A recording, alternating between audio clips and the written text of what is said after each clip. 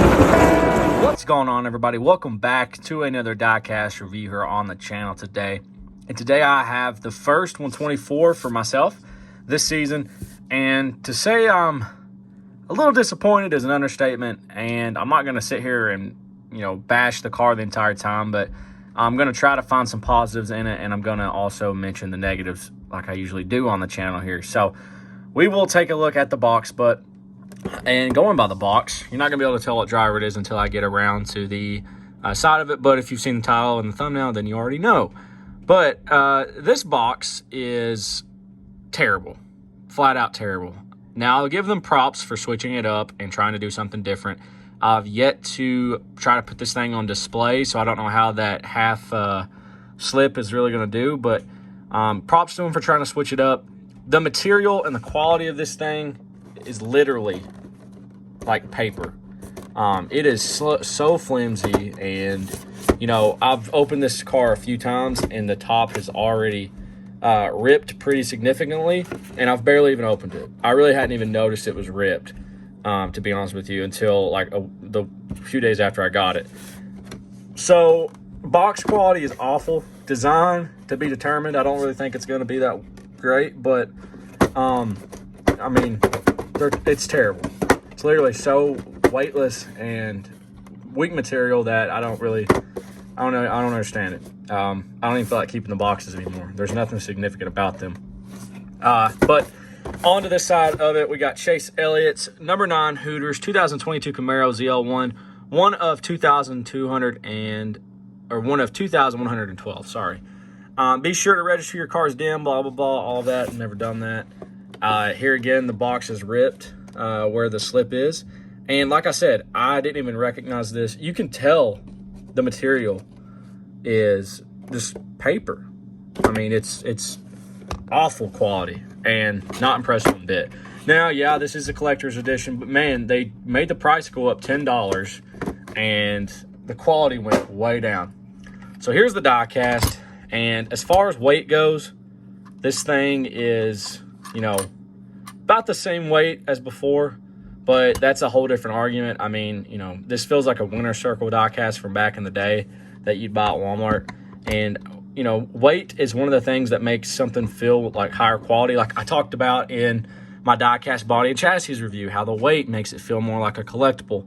And this thing is a lot more light than the Elite, which is probably, a given, but, it's just really light. And, I wanted to get this 124 because I have all of the Hooters primary cars, and I like to get the Hooters cars because they're cool.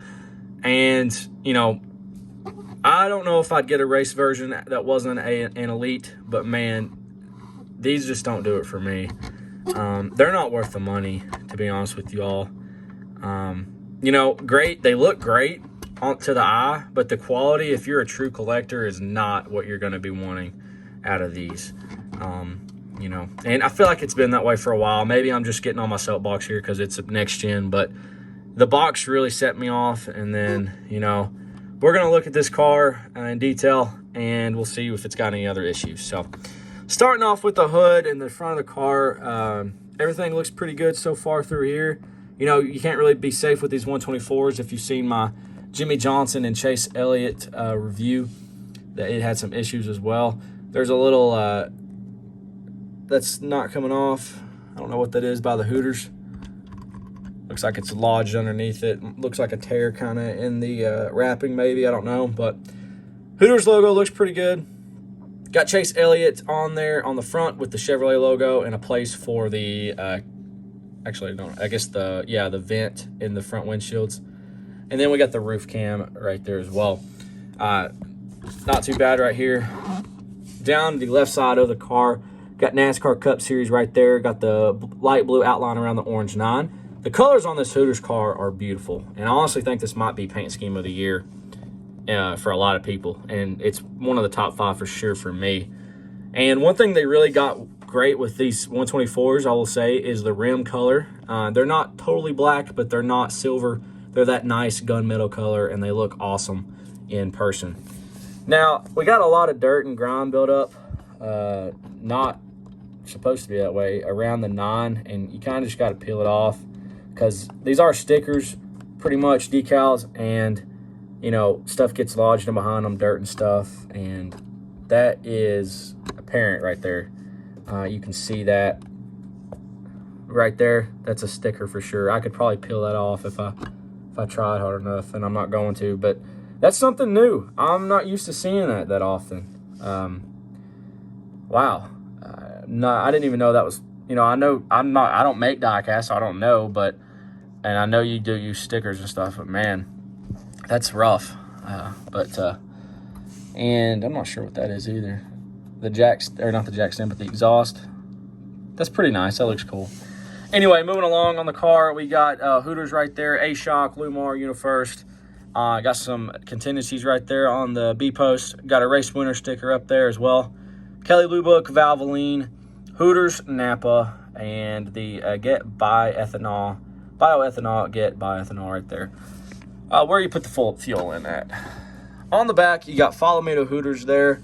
The Camaro ZL1 logo is right there as well. Trunk does not open on these, which is, again, ridiculous, and it has been for years. 124s are just too expensive to be paying this much. You're better off getting a 164. Got DIN number 1708, Elliott there on the back with the rear camera as well. That's something different this year. Usually you only see the front-facing camera, but this year we're seeing some rear cameras as well on the car. On to the right side of the diecast, some more on these white paint schemes. I've said that in the past. And it might just be where they put stickers on here and they got residue. I can't really tell, but this side definitely looks better than the other side. We got a paint chip right there on the T. And I think that's it. Honestly, to the naked eye, it passes the looks test for sure. If this thing's sitting on a shelf, and which may be their goal. They might be like, hey, collector edition, you sitting it on the shelves and not touching it again. This is your go-to. All right, that might be it. But, raced versions and stuff that I really only get, I'm definitely going to get the 124 Elite, not the collector's edition. Look at this right here. I didn't even see this around the Goodyear logo.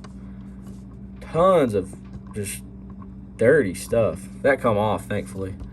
These cars just need to be wiped down with something to get this nastiness off. But anyway, collector's edition, that might be what they're going for here. I don't know for sure, but either way, I would recommend getting the Elite. I wouldn't waste my money on the collector's edition because, they're nothing more than a $20 diecast you'd get back in the day. And that's just the God's honest truth. And I'm not trying to bash Lionel. Their Elites usually are pretty solid. And, the collector's editions just don't do it for me. So while they do look nice, these next-gen 124s, they are some sexy cars, and the paint schemes are really nice. I wouldn't recommend getting the collector's edition. I would recommend the Elites. So let me know what you think about the new 124 next-gen diecast. Reach up there and hit that like button and subscribe if you want to see more. Thank you all for watching. Y'all have a great rest of your day, and I'll see you all in the next one.